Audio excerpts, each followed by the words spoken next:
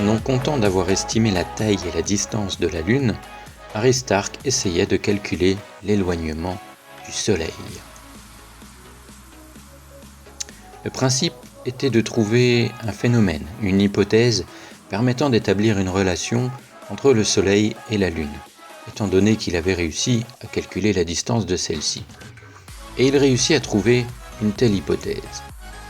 Lorsque la Lune nous paraît dichotome, exactement en premier ou dernier quartier, sa distance du Soleil est moindre du quart de la circonférence de la 30e partie de ce quart.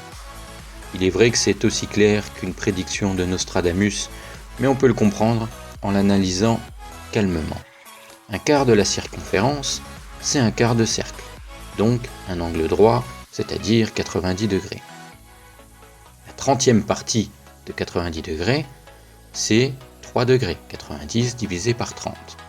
Donc dans son hypothèse, Aristarque dit en fait que l'angle entre le Soleil et la Lune, vu depuis la Terre, est de 87 degrés.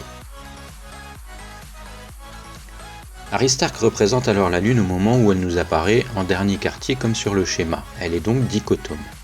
Ici, le Soleil est représenté très près de la Terre, 2 ou 3 fois la distance de la Lune seulement.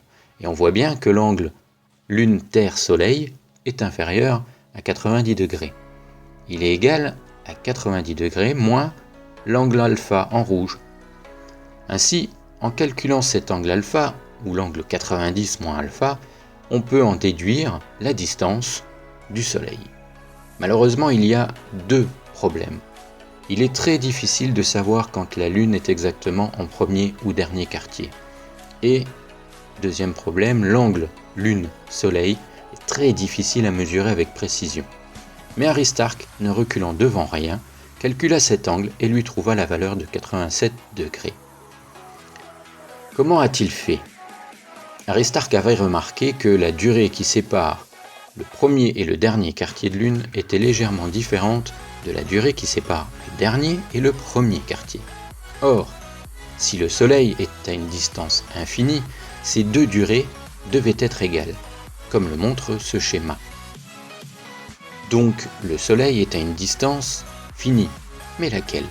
Il fallait donc connaître ce fameux angle. Aristarque constata alors que la durée entre le dernier et le premier quartier était plus courte que la durée entre le premier et le dernier quartier.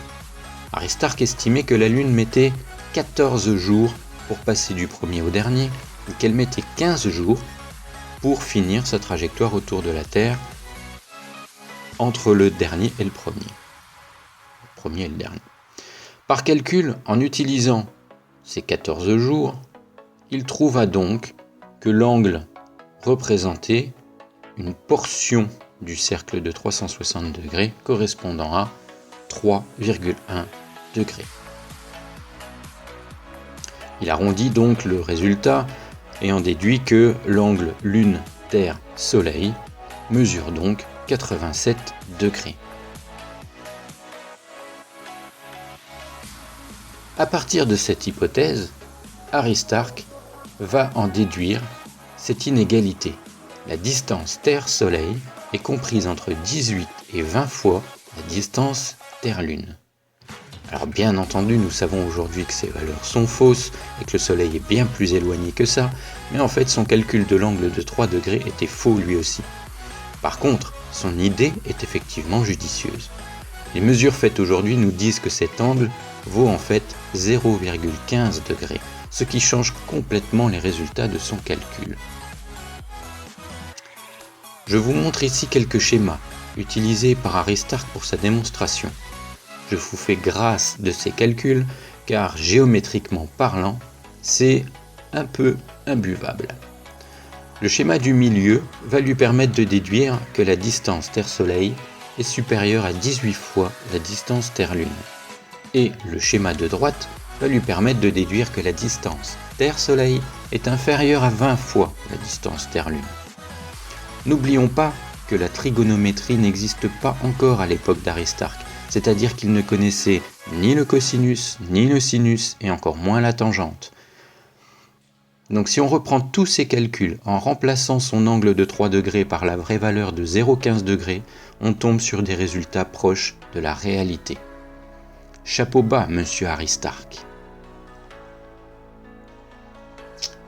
Aujourd'hui, en utilisant la trigonométrie, le calcul aurait été très simple à faire. En effet, comme nous sommes dans un triangle rectangle, on a le sinus de l'angle égale distance Terre-Lune sur distance Terre-Soleil, c'est-à-dire côté opposé sur côté adjacent. On en déduit par calcul, avec ces fameux 3,1 degrés, que le résultat est un rapport de 18,49.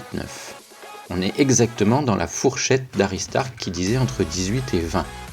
Donc en prenant cet angle de 3,1 degrés, on déduit que la distance Terre-Soleil est 18,49 fois la distance Terre-Lune. Avec la bonne valeur de 0,15 degrés, on trouve un rapport de 382, c'est-à-dire que la distance Terre-Soleil est 382 fois la distance Terre-Lune. La vraie valeur est de 389. La grosse difficulté dans la réflexion d'Aristarque, c'est véritablement ce calcul de l'angle alpha. Et il ne fut jamais vraiment calculé avec précision avant récemment. Malgré la méthode géniale d'Aristarque, ce n'est pas par cette méthode que fut finalement plusieurs siècles plus tard calculée la distance Terre-Soleil avec une grande certitude.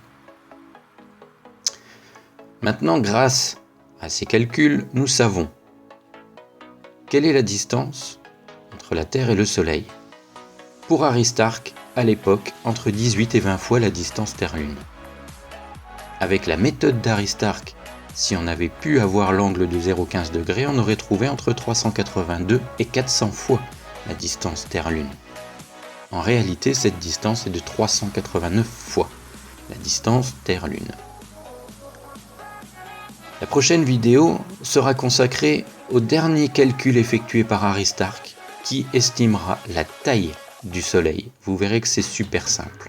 Et ensuite, nous attaquerons la partie concernant la taille de notre Terre. Et c'est à partir de ce calcul que nous pourrons avoir des vraies valeurs par rapport aux estimations d'Aristarque. Je vous remercie d'avoir regardé cette vidéo. N'hésitez pas à vous abonner, à regarder les autres vidéos de la chaîne et je vous dis à bientôt pour de nouvelles découvertes de l'astronomie.